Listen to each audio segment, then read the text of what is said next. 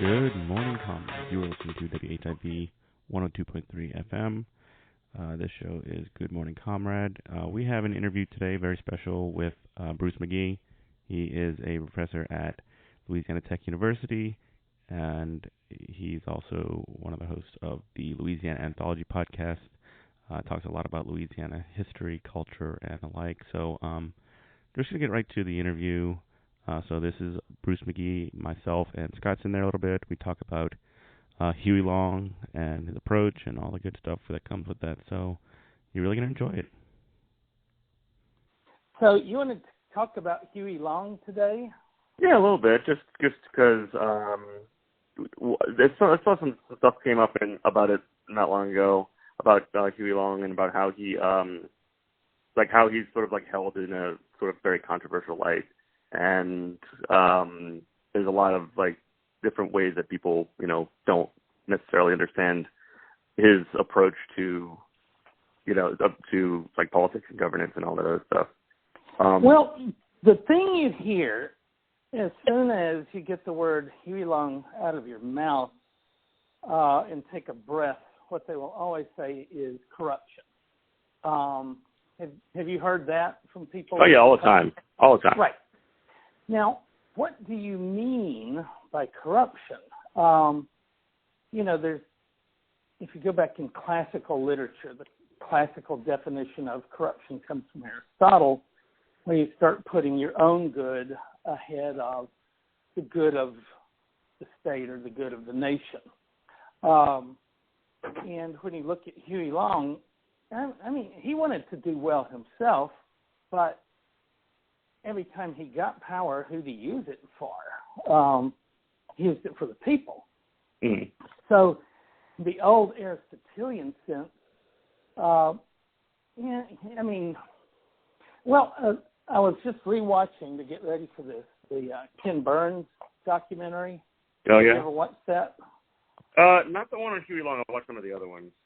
It's one of those even-handed, let's watch both sides talk about him and let the people decide. And, like as you would expect from PBS, right? Yes.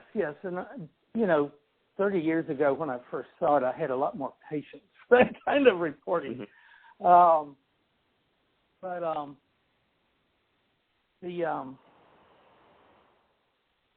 What was I saying? You were talking about the PBS documentary of Huey Long. Yeah, I can't remember why. I was rewatching it, yes, and about 20 minutes before the end, they mentioned that Roosevelt was very threatened by Long. And back in that day when a president felt threatened by a rival, they sent the IRS after him. And so he had an extensive investigation done, and more than simply going through his records, they followed him around. So if he went in a shop and he got a shirt, they would send somebody in to make sure he had paid for it. Sure. So I think if he were corrupt in the sense they usually mean, he would have been caught pretty easily. And the stuff that's so outrageous to them, like the deduct box, where supposedly if you worked, and I think this may be true, if you worked for the state in a patronage job, in years where they had an election, he would deduct part of your salary and use that as his slush fund to run. But it wasn't a private slush fund to enrich himself. Slush fund. Yeah, and those kinds of funds were common at the time. So it's like when Trump this week, we're, at the beginning of the impeachment process when we record this, it turns out he's very worried about corruption carried out by Joe Biden son Hunter. Well, its own children, of course, are raking in millions and perhaps billions of dollars in their own corrupt endeavors. And, a lot of that stuff is not illegal in our system currently because, we've got a corrupt system. But it's not extraordinary on the part of Huey Long. And I don't know if you ever listened to Michael Brooks' podcast. Oh, yeah. I do. The Michael Brooks Show, TMBS, which I encourage. What kicked me off on this sort of like tangent, because I saw that you had responded to a post, or you had responded to an interview he did with Harvey K. Yes. When he wrote, Harvey K is a historian at, where's he at now? I don't even know. But he's up north, I think Minnesota. Okay. Like labor history type stuff. And specifically, he talked about how essentially in the side of Roosevelt versus Long, he felt he came down pretty squarely on the Roosevelt side. Right, because Long was so corrupt, and Michael has this kind of ongoing. He's one of the few media outlets in English that's covering Lava Jato, which means car wash in Portuguese, and the way that it's locked up the former president, Lula. Yeah, Lula Libre. Yeah. Which is, supposed corruption that they never really proved. There's no real proof, but they just kind of in a judicial coup locked him up. And then have this Bolsonaro who is literally burning the lungs of the planet down there in the Amazon. So the side that's locking you up, when they talk about corruption, it's a talking point. It's not a real thing in what we traditionally think of corruption, except we did have one guest on our podcast. I can't remember who it was. He said there's another meaning of corruption that the Southern white use, and that is corruption is when government services and money goes to minorities, people who aren't powerful. Yeah, in reconstruction of the carpetbaggers. Yeah. And these aren't our people that are making money off of the government anymore. So that's corruption. So in that sense, Huey Long, quote unquote, corrupted the Louisiana government because he delivered services to ordinary people, both black and white. Anyway. It serves as a good sort of intro to the topic. Yeah. What can you just describe maybe just some of the where was Long from? What was some of the things that made him rise up so quickly? What were some of the things that he pushed? And what were some of the policies that he implemented? To talk a little bit more completely about the time. Long is an authentic genius, and he had the dates were 1893 to 1935. He was born in Winfield, which is one of the most radical parts of the state, at least back then. They didn't want to go into the Civil War. They thought it was a rich man's fight. It's piney woods, hills and bottoms, and not in a way of large mega farms like the plantations. Right. Instead, it was more working class people, and they weren't really into the Civil War. Later on, they were actively supportive of the socialists of the period. And William Jennings Bryant once said, "Every man a king, but no one wears a crown," and that became kind of the Huey Long mantra, right? The cross of gold speech guy. Yeah, and so I did a word search through the material we have, and by the way, I'm a co-editor of the Louisiana Anthology, as well as a co-host of the Louisiana Anthology podcast. And we probably have the most extensive amount of material by Huey Long in one place on the internet. In fact, we recently posted his political autobiography, Every Man a King, and it is the only place on the internet where you can get it for free, which seems outrageous, I know, but we're it. And a lot of his other stuff is available elsewhere, but that's only available on our website. What's the website? Look up Louisiana Anthology.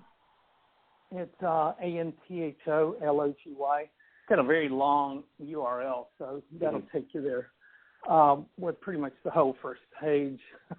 Right. But if you check under L's for, long, you find all of the stuff we had. We just added a new each last night, in fact, which was another share of every man a king address that he was, speaking. He usually spoke over NBC nationwide, and there's some of these speeches that you can go back and find and download. Anyway, he grew up in this kind of radical environment, and that seems to have kind of affected the way he looked at politics. And I did a word search of his material, and he never mentions Marx.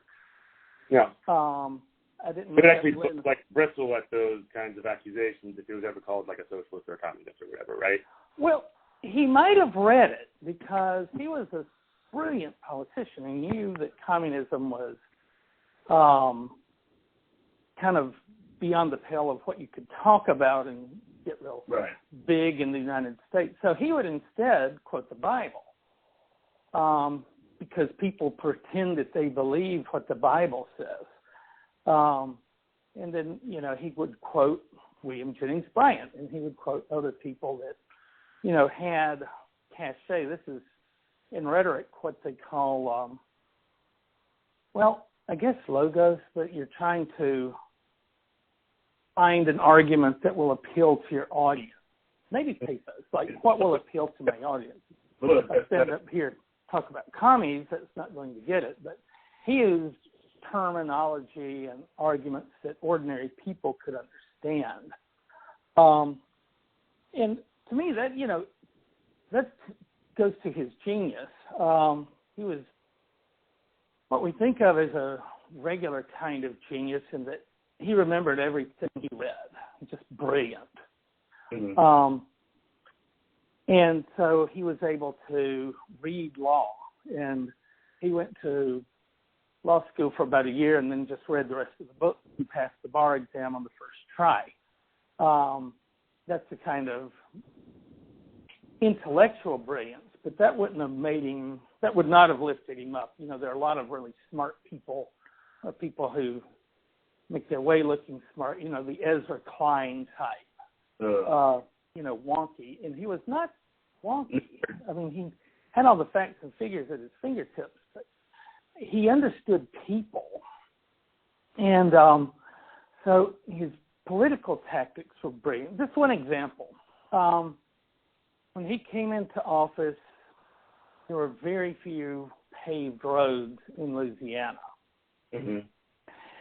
And there was very little money to pave roads. I think there were 300 miles of road. He had money that he could get out of the legislature to pave 60 miles of road that first year. Okay, so you're the governor of the great state of Louisiana. You want to put 60 miles of road where they will do the most good to get people to want to get more roads. Where do you put it? Probably on the Capitol. What's that? Money to be or products that need to be transported. Interstate. Well, you want to be, where would you build your highway? Like in the state of Louisiana, you look at a map, where do I want that 60 miles of road? 60 miles. If you're thinking from Baton Rouge or from Baton Rouge and New Orleans. You want to connect them? Yes, exactly. That's what everybody always says. Baton Rouge. I do this for my class all the time. I'm going to build a road from Baton Rouge to New Orleans. That'll be great.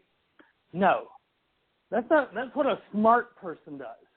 What a genius does is go all over the state, put in a couple of miles here and a couple of miles there, and just, Monroe, Shreveport, Alexandria, Lake Charles, smaller towns. You put in at the edge of town, just a little bit of highway.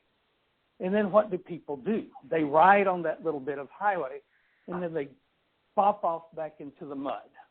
And then when they get home, what do? They want the highway everywhere. I want my highway, damn it, you know. And so that is genius, right? Yeah, it's pretty brilliant. So, they essentially was able to predict, like, giving a taste or whatever, and then, like, essentially encouraging public demand to go that direction. I mean, I remember growing up, my family, immediate family, lived in Ruston, Louisiana, and a few times a year we would drive down to Collins, Mississippi, where the family, you know, extended family was. Every time we went, as I was growing up, there'd be a couple of more miles of interstate.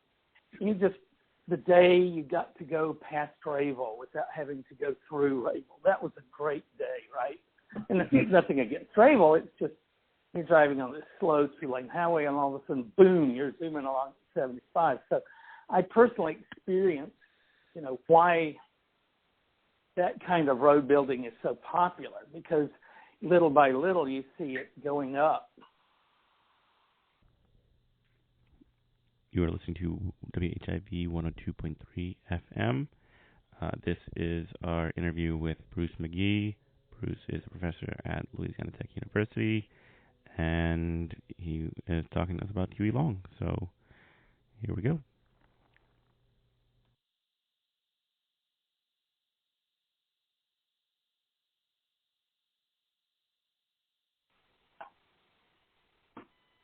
Okay.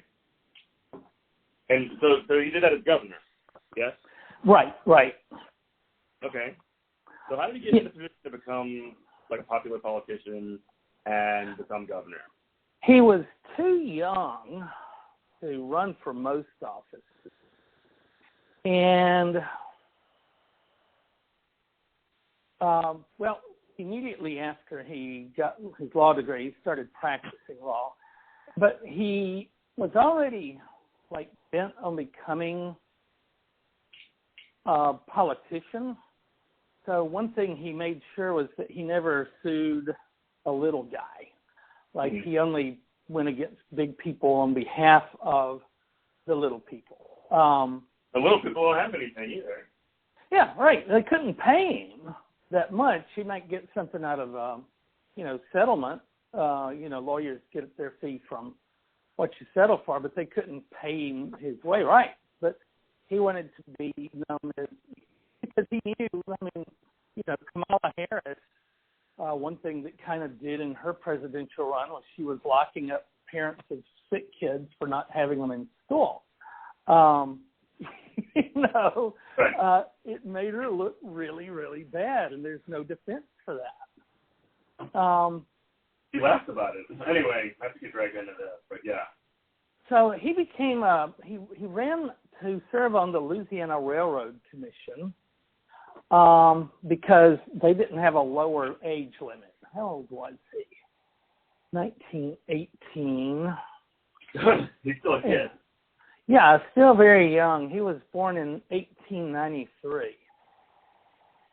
So, 25? Something like that? I'm not very good at mental math.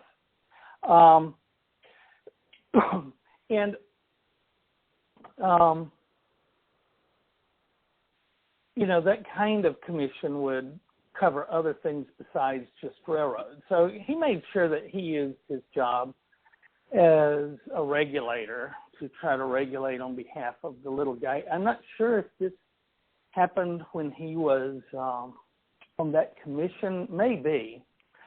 The phone company raised the price of a phone call. And Huey Long pushed through a regulation rolling it back to 5 cents. I am actually old enough, Jeff, to remember being able to make a 5-cent phone call from a phone booth in Louisiana. So it was still in place 30 years later. What's a phone booth?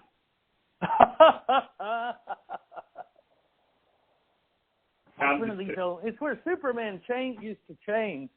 Right. Right, our dad was a payphone guy. My dad actually did work on payphones a long time ago. Like he was the last payphone guy. Yeah. He was the last cowboy. Wow. Hey, has somebody else joined us? I'm Jeff's brother. Oh, hey, Jeff. Jeff's brother, Scott. Yeah. Nice to meet you. So anyway, he tried to use that position to maximize both what he could do for people, but also burnish his own image in the state. And he was able to get enough attention that he was able to run for governor. He ran in 1924. I think he lost. 24. And he thought rain turned the roads in North Louisiana into mud that day, and he blamed that for his loss. And who knows? But anyway, 1928, he runs for the governor, and so that puts him kind of. I mean, it was a thing of the times matching the man. Like, Bernie has been preaching the same thing for 30 years. So why is he popular now? It's because in the class war of the 1% against the rest of us, to use more modern terminology, they're winning, right? And the wealth gap is getting huger and huger. So that was happening at this time too. And then when the Depression hit, it really hit the poor people hard. And so he was in a place to do things about the Depression.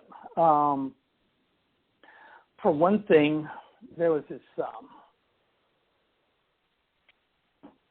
runs on the banks, and everybody would take their money out and the bank would close.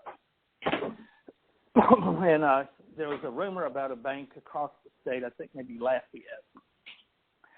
Well, jumps in his car as his driver drive him there, and he's the first guy in line when everybody's rushing to the bank to take their money out. Before the bank opens, he turns around and addresses the crowd and says, if we take our money out, the bank's going to go broke and it'll hurt everybody else. Well, we want our money. And he said, well, it happens that the state of Louisiana has a giant deposit in this bank, and if y'all take your money out, I'm going to take our money out first, and nobody else will get anything. They all went home. Yeah, it's like the madman with the finger on the explosives. Yes, right. I'll blow it up first, and none of you get anything. Whereas if you go home and let this bank stay open, everybody will eventually be able to get your money out. And it was hard, I mean, there were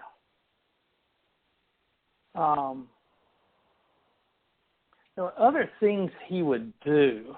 And, this kind of stuff, in that case, probably everybody liked it because he was saving banks. But most of the time, the rich people really reacted pretty violently to what he was doing. If you watch the beginning of that Huey Long documentary by Ken Burns, and show all these people, North Louisiana, South Louisiana, black, white, New Orleans. They're all saying, everybody loved Huey Long. We all loved Huey Long because he did stuff for the poor man. We were poor. Then they have switched to Mrs. Harding Carter. Now, do you know who Harding Carter was? Nope. Well, they're relatives of Jimmy Carter and part of the Louisiana elite, or Southern elite, right? And Harding Carter, I think it was Junior, was a newspaper man, I believe in Hammond. He kind of led the progressive, well, they called themselves liberal, right? And they were part of the Roosevelt New Deal types. But, man, they just hated Huey Long with a purple passion. I mean, you can see something of that in the whole Bernie versus Liz Warren kerfuffle right now. Like, Liz Warren is more of your traditional Roosevelt, I'm trying to save capitalism, right, by sanding off some of the rough edges. And then you get a rabble-rouser like Huey or Bernie that comes along and says, we need to tear this down. And they just really reacted to it. And she would come on there and talk about how everybody she knew hated Huey Long. When I heard the news over the radio that a man in a white suit had shot Huey Long, I rushed downstairs to see if Harding was still in the house. Right. Because it just could have been Harding that went off and shot him, because he talked about it all the time. I was down there talking to Harding, and the phone rang. It was Harding's mother, and she said, where is Harding? And I said, he's okay, so I got to get off the phone and see if I can find my daddy. So, yeah, the power structure really hated Huey, because it was really the first time, other than Reconstruction, the only time in Louisiana that Louisiana had done things for people who weren't rich, white, and powerful. And government was to be government by them, of them, and for them. And most of the time, your demagogic types, your rabble-rousers, they would preach against black people and then make a deal with the rich, you know, like George Wallace, if you remember. If you learned about him. And how old are you, Jeff? I am 35. Okay, so you're a little young to remember personally George Wallace. I've read on him quite a bit. I've read some of like with Rick Perlstein's books. Mm-hmm. I read some of his stuff, the series on like Goldwater and right. And the traditional Southern demagogue will harangue the crowd in a way that's similar to Huey, but then they make the problem is the brown people or the black people or the immigrants, and they're the reason you aren't getting money. And if you look in their pockets, they don't have any money either. And Huey would direct the attention of the people to the source of the problem, which is we're the richest country in the world, and all the wealth is in the hands of a very few people. Right. Which, you know, kind of attracted some of the fascists in the country, because we would talk about Mr. Rockefeller and Mr. Baruch, and Baruch is a very Jewish name. And so if you don't like Jewish people because you're a fascist, then the stuff Huey's saying sounds pretty good to you. But he didn't attack them for being Jewish. He attacked them for having all the money. And right, which is a significantly different thing. New Orleans, right. 2.3. You know, we got to get some of the money back Good for the Morning, remainder of the people. This is my and Scott's interview. Forgot it was in it. This is our interview with Bruce MaGee. Bruce is a professor at Louisiana Tech University, and we are talking about Huey Long. So here we go.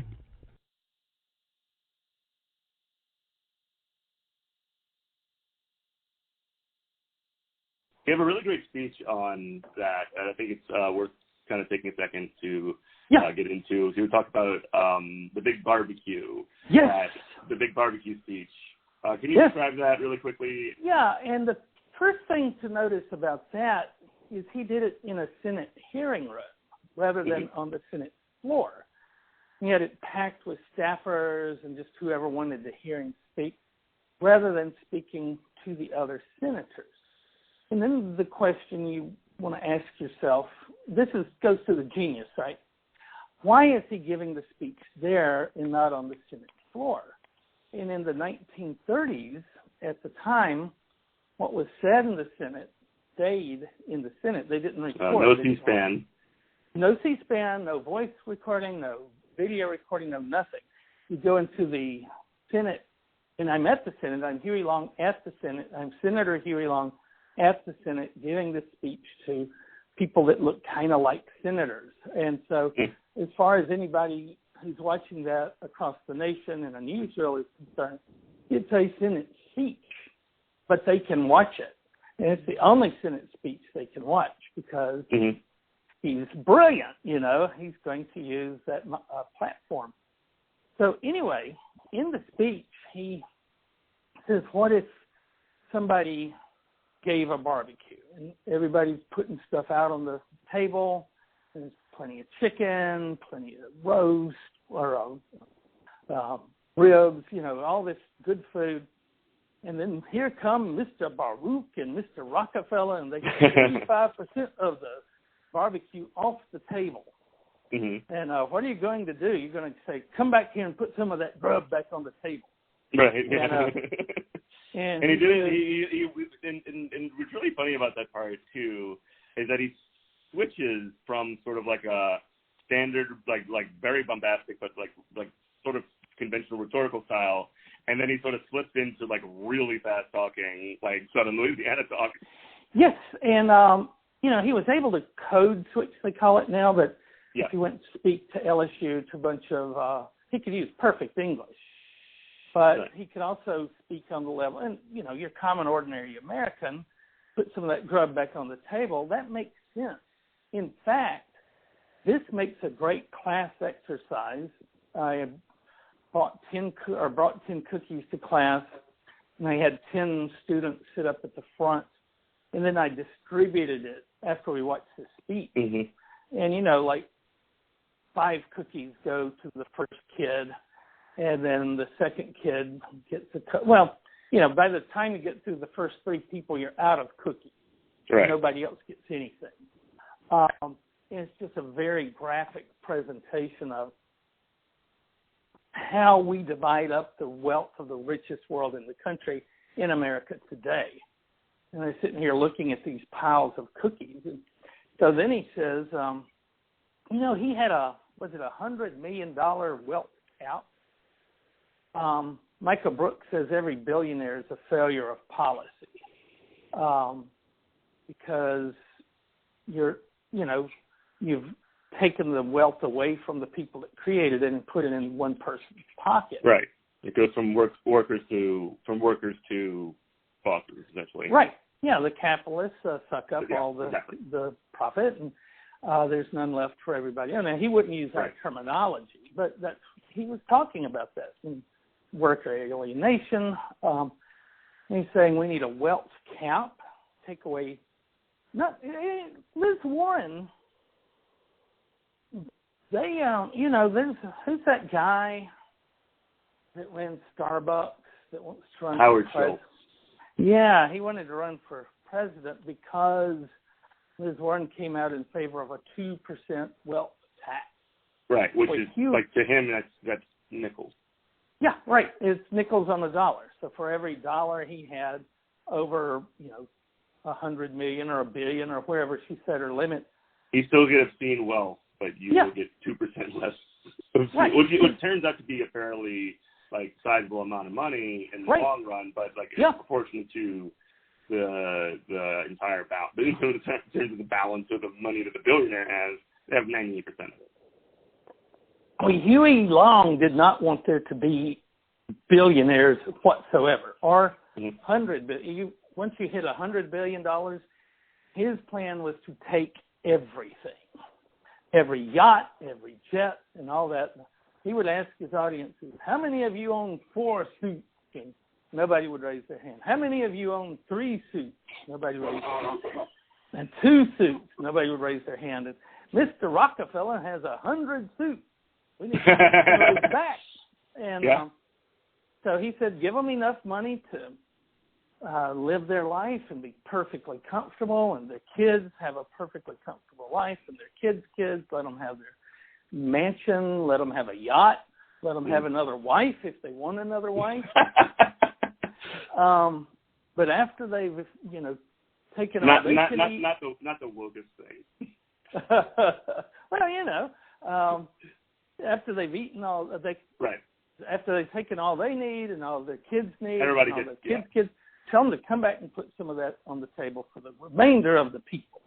And that's where he started the Share Our Wealth Club, which, to me, I think the DSA is kind of picking up where the Share Our Wealth Clubs left off. After he was assassinated, they just kind of died on the vine.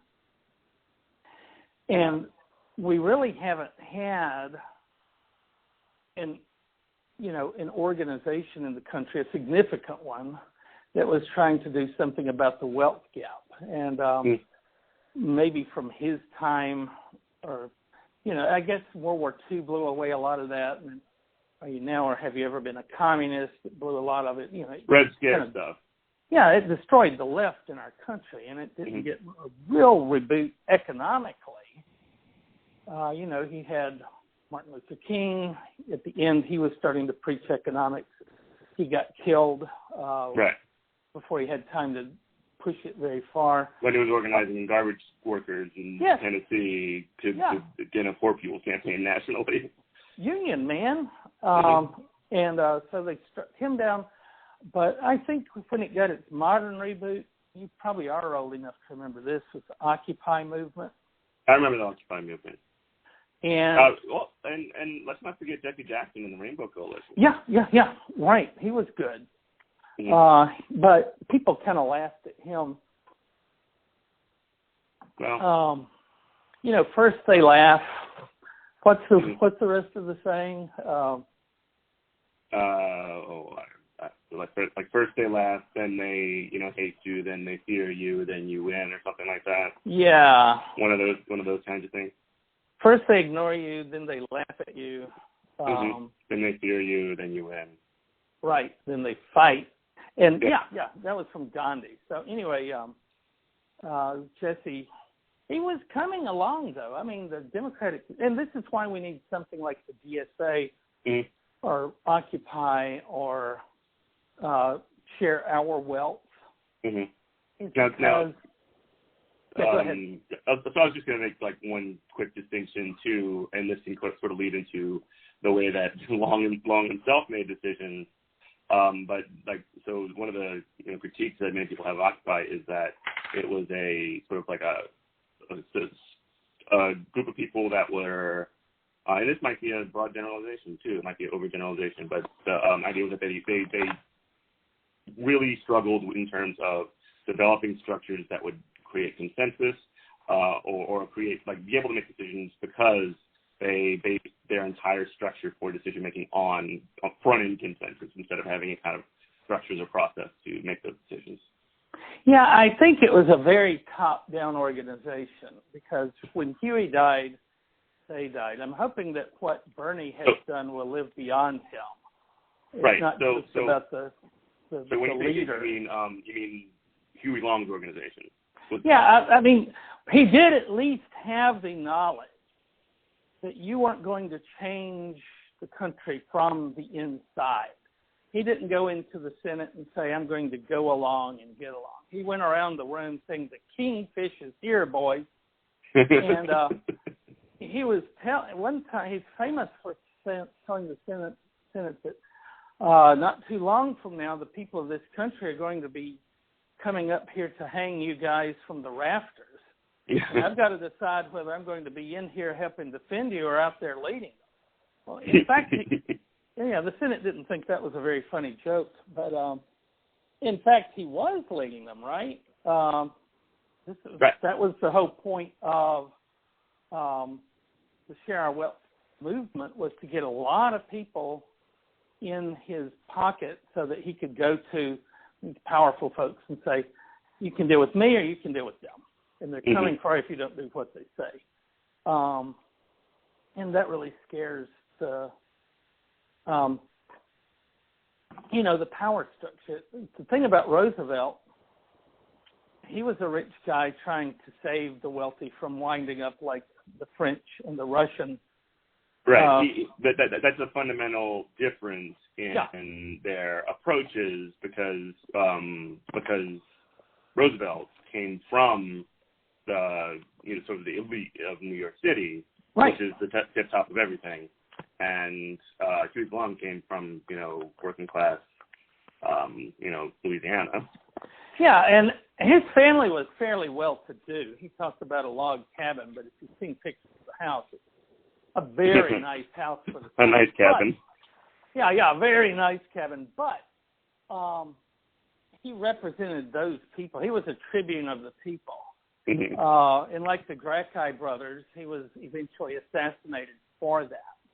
Right. So before we get to that, can we talk a little bit about some of the, I mean, they're sort of viewed as antics, but they could also be known as sort of like bypasses for the ways that decisions might be made in the Congress. So the Louisiana State University Tiger Stadium comes to mind for that. Yeah. That's a favorite. And that's a favorite of mine because I had an office there when I was first a grad student. So, yeah, back in the 30s, he was wanting LSU to have a great football team. To have a great football team, you've got to have a great stadium. And the legislature wouldn't give him money for a stadium, so he asked, what will they give me money for? And they said, well, dorms. So he built a horseshoe of dorms and then put bleachers up over the dorm. And in the 80s, they had just closed those dorms as dorms. They had actually functioned as dorms. And they had put, like, people that had very low status, like graduate students in English. And those rooms still had beds in them. There were showers. It was like the creepiest place to have an office ever. Another thing he did. Well, really quick. Yeah, go ahead. He built the dorms in such a way that they encircled a ground that is large enough to be a football field. Right, and then he put the bleachers on. Yeah. Because the bleachers themselves don't cost that much. You know, they're just steps and benches. But he laid them over that. Another famous thing he did was give textbooks to school students. Yeah, across the state. Right, free textbooks. And, you know, the thing that the mantra of the right wing is there's no such thing as free. We can't do this.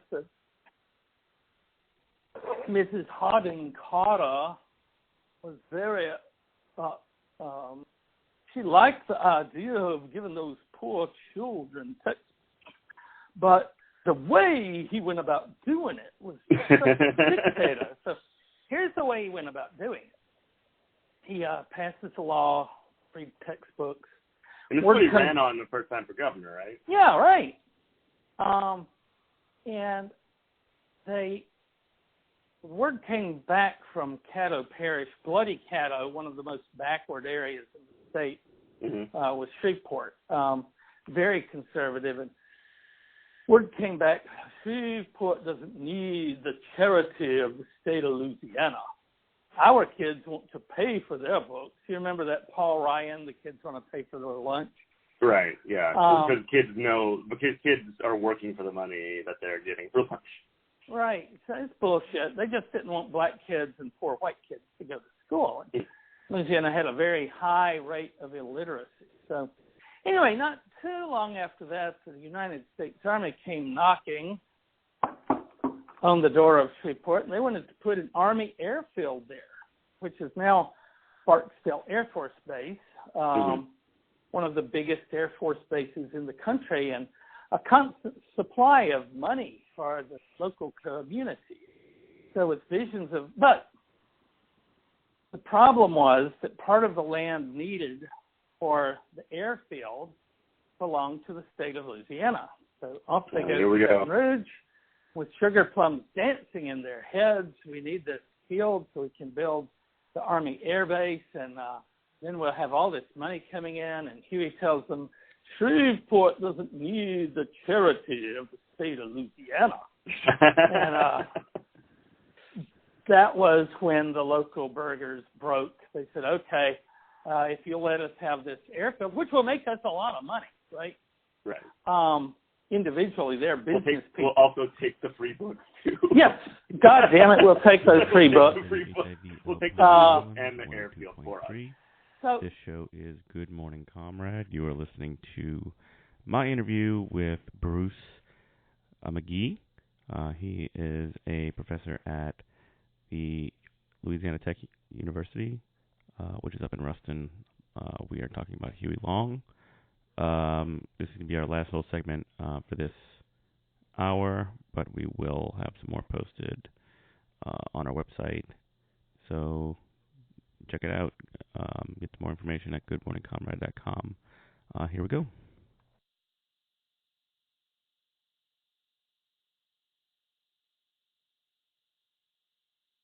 This is kind of, I'm locally rather infamous for taking after right-wingers. And one of my favorite things to do is everybody loves their own socialism, right? So right. I start complaining about socialism, and I say, well, how about you stay off my road? What kind of school did you go to? Was it a public school? Was it a socialist school? Mm-hmm. And they'll have this little thing praising the troops. Well, the troops are socialists, right? Right. We pay for that. Yeah, they're classic socialism of no matter how. Army. Yeah, exactly. That's not, there's no free market there. And I was telling a guy I went to high school with just the other day. He was complaining about stuff, and he said, you know where your water comes from, right? It's municipal water. That means it's owned by the city. And since water is 60% of your body, that means you're 60% socialist just to start off with. What, are you trying to turn us into Venezuela? Because socialism, there are elements of socialism scattered throughout our life. Right. It's just that they've become sort of either naturalized or invisibilized. Or we pay for it. Well, I pay right. taxes for that, or I pay for Social Security and Medicare. Yeah, in a sense you did. In a sense, screw you. Because that's what the Republicans want to do, is take that away, even though the money they're trying to get in. Yeah. They want to basically, or they want to privatize Medicaid or something, or they want to make it so that they can be speculation that's done, or decisions that are made, or essentially turning. And I talk about this fairly frequently about sort of the paralyzing anti-politics of choice. Right. Yeah, it's sort of a sense that if you're given choices, that's necessarily a good thing, and the person will have all of those choices and make the best choice for themselves because they know everything about the situation that's in front of them, because everybody has to be an expert. Well, and look at the way that anti-unionism works. It's all with that rhetoric, right? Mm-hmm. You want them to have freedom of choice to decide whether to join the union or not. Well, if I own stock in this company, they don't ask me whether I'm going to support them pushing, spending $1 million on Donald Trump. Right. And that's not a part of it. If you want to own stock, you got to put up with that.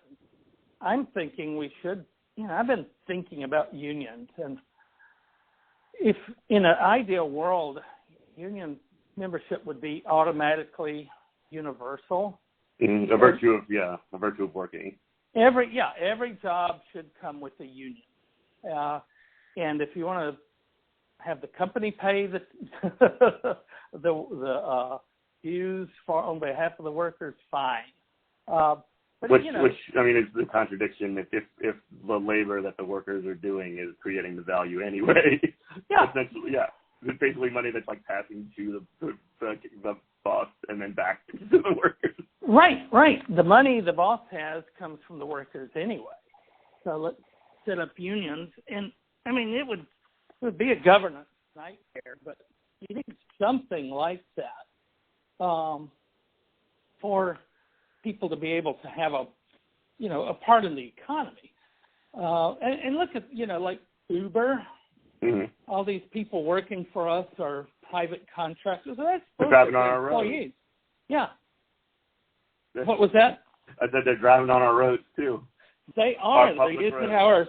You're familiar with the enclosure movement in England, and basically putting Uber on public roads is kind of like that. How many people are making their money by the roads? So we have everybody. interest. I mean, it's impossible. Yeah. I mean, every person who goes to work or goes to, to market and buys or sells goods, or anybody who goes to a friend's house and, socializes with them. They're like so many things are possible with roads, and without those roads, people are always whining about, well, look at how people are spending their SNAP, and they've got lobster, I say, which I've never seen somebody with a SNAP card buying lobster in my life. It'd be cool if they could. It'd be so cool if they could. So I say, well, you're driving on my public road with your groceries. I want to see what you're buying for the money I spend on roads. And, you ever have steak in there? Because, and guess what? The same government that makes SNAP money makes the regular money.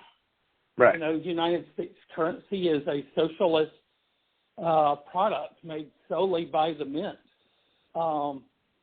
If you make your own money, you get arrested and go to jail. You're making government money. So, if you start looking a little more closely, these talking points just kind of dissolve.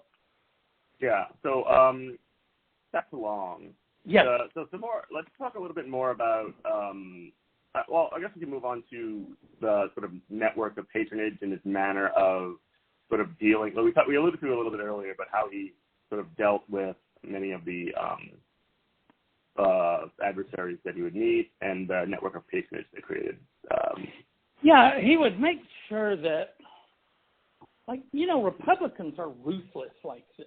If, Puerto Rico has a disaster in their American citizens, well, they didn't help elect Trump, so they didn't get much in the way of a bailout, right? Right. Well, Long was a hardball politician, and so if you opposed roads in your community, well, guess what? Your community doesn't get the road.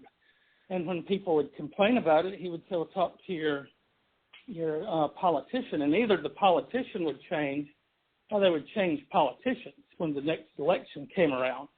And pretty soon, he was spending all this money that everybody wanted. I mean, the Dr. Weiss, if he indeed did kill Long, there's some debate about it. But the reason he went there was it was either his father and father-in-law had lost a patronage job.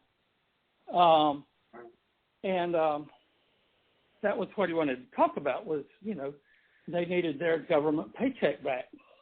Right. But everybody did that. We talked to, there's a Louisiana conservationist named Carolyn Dorman. Mm-hmm. And early in her career, she was a teacher. And this was before Long, the early teens. And when a new governor came in, all the teachers lost their job. And new teachers were appointed who supported the new guy. Imagine patronage coming down to that level. So you're in the middle of your school year, and, after Christmas, you've got to move out because they've got to. So, I don't like political patronage all that much, but that was the water they swam in. He was. That's how political systems function to this day. Yeah, totally. Look at why. One of the things it's turning out about the Bidens, and Hunter Biden, and his quote unquote corruption. Well, who's that lawyer for the president? Used to be mayor of New York. Rudolph Giuliani. Yeah, Rudy. He was trying to put his own people on that board so they could get that money from being on the board of a big oil company. And so in order to make room for his people, it's, a case of doing bad while doing evil. We have a pretext to attack Biden, but also we get our people to patronage. Right. They just want to see what they want to see. They want to really talk about, I don't want to talk about Biden. I want to talk about what Trump's doing or whatever. And it's essentially just playing your side. There is a corrupt duopoly. Obviously one side is fascist and the other wants to give you health care. But there is still a certain level of ambient corruption. And that's kind of what did Hillary in. You know, they made a choice when Bill left the White House. We're going to get all the money we can get. And we're going to do it well out in public. It was all legal. But it looks bad. You know, I'm giving speeches to the big banks, making $500,000. How much is she going to take after the banks when she gets in? I mean, you know, Barack Obama. People called him a socialist the whole time he was in. He was a king of moderates. And the biggest contributor to his initial election, when it became clear he was going to win, he got $3 million for the banks. Right, and he was a generationally talented politician. He had the ability to portray himself as something that he wasn't. Right, and if you listened closely, he was never about, you know, storming the Bastille. It was all, let's hold hands, blue America, red America, getting along, getting our feet wet, snouts in the trough. But he wound up giving trillions of dollars to banks while Grandma was getting thrown out of her house because she had been defrauded by the banker. No banker has ever gone to jail. Well, that is a marvelous return on investment for your rich bankers. Right. Yeah. They just make money because they're in those positions. Anyway, so how does this apply to Long? Oh, well, you know, he gave his people money. The thing He's is not Long, remarkable, is what you're saying. What's that? He's not remarkable in that. He did what every other American politician has done, going all the way back. The idea of civil service, that you and I would have our job. We both work for the state, which, by the way, folks, that makes us socialists, right? It doesn't matter what you preach. What we practice is socialism. I mean, you get paid by tax money, right? Yeah, by the tax money of I guess a combination of things, right? But mostly local property taxes. Right, and me too. I get paid. It's some money. A little bit is still coming from the state. You know what else is a tax? Tuition, and we've raised tuition a lot on our kids. Season tickets are a tax. All right, folks. So that's going to have to do it for this episode of Good Morning Farm tax. You can listen to us every Tuesday on WHIV FM 102.3 or anywhere online on WHIVFM.org/listen. We also have more information at our website, goodmorningcomrade.com, where you can get a little bit of our extra feed. That's going to have the conclusion of this interview with Bruce MaGee. We talk a little bit more about sort of Long structures and how should we look at Huey Long's legacy. So thanks a lot to Bruce. Check out his podcast, the Louisiana Anthology Podcast. You can get information for that at Louisiana on iTunes and Stitcher and all the podcast things, Louisiana Anthology Podcast. So thanks, y'all. We'll see you next week, and love you. Bye.